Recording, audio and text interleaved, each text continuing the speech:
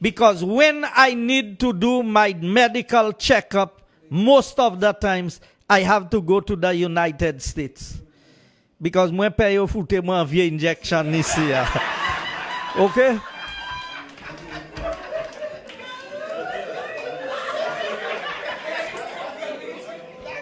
You think I don't know the environment in which I am living in? You know how many people are misdiagnosed in this country? You know the stress level that people go through when they have been given the wrong diagnosis? Deputy Leader Guy Joseph made the contentious remarks during a recent episode of a Watch Party live program.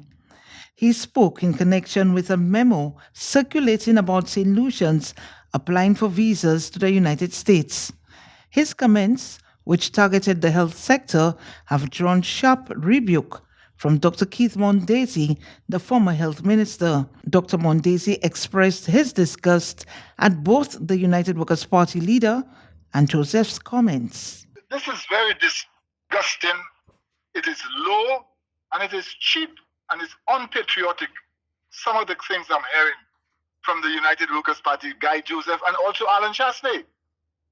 You have to question their patriotism towards their country. They're living in St. Lucia. They enjoy St. Lucia. They make money out of St. Lucia. They become millionaires out of St. Lucia. And yet you talk in that negative way about the health system in St. Lucia. He emphasized that the criticism of the health sector should be grounded in facts and not driven by political agendas. In a passionate defense of the healthcare professionals in St. Lucia, Dr. Mondesir highlighted the positive reputation of the OKEU hospital, which he stated has received commendations when compared to facilities in neighboring Martinique. Now, because he can afford from the taxpayers of St. Lucia's money, he can afford an Allen and then can afford to go elsewhere. You're getting a salary from the very taxpayers, the people and the hospital that you're disgracing. You as the opposition should be helping in developing the country. Instead of helping and developing the country, you are degrading the country. Guy Joseph made the statement on Sunday, March 16. The former health minister emphasized the need for the medical fraternity to protect their profession. The people at the hospital, the people like Merle Clark and the others, come out and defend that because it's looking bad. It's not looking bad on Guy. It is on you all it's looking bad. And I would defend it. I would defend it.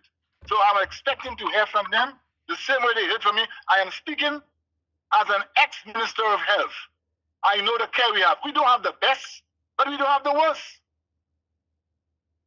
Right? So we have to know that the doctors we hire, are we hiring the good doctors? They're the ones selecting the doctors.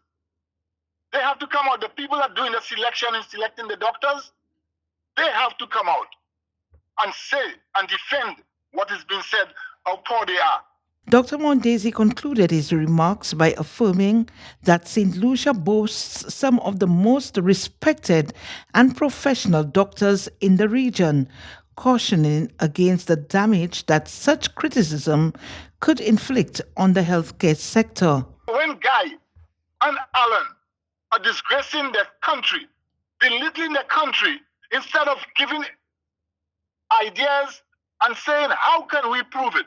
I want Guy and Alan to tell me in which country that patients don't die on the doctor's hands. And most of the times you find overseas, before it becomes perfect, many people die from experimentation doing surgery. So he cannot say bad injections. These days, anybody can read and write. St. Lucia has had over 21 high schools. Most of the people can read and write. To tell me they will give you a wrong injection. The former health minister also referenced his own experiences, asserting that during his tenure, he consistently returned from meetings with substantial assistance for the island's healthcare system. Cecil Actil, MBC Prime.